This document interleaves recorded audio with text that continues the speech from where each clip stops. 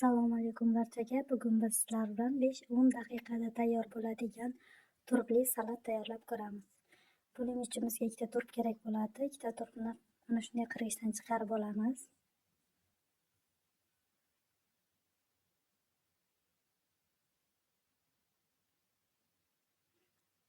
Idishim kichkina qilganligi hisobiga boshqa idishga alishtirdim.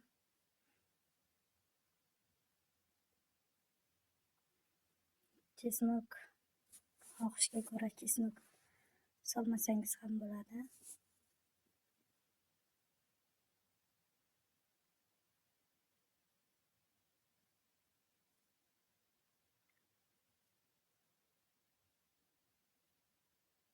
Qizil qalampir.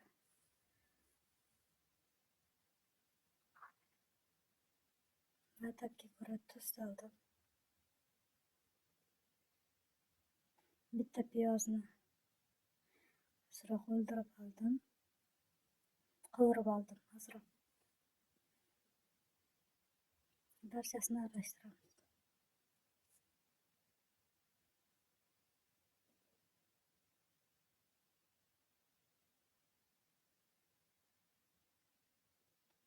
Mana o'sha turpli salatimiz tayyor. Qovurilgan kunjut, bezak uchun va quritilgan qalampir tabga ko'ra.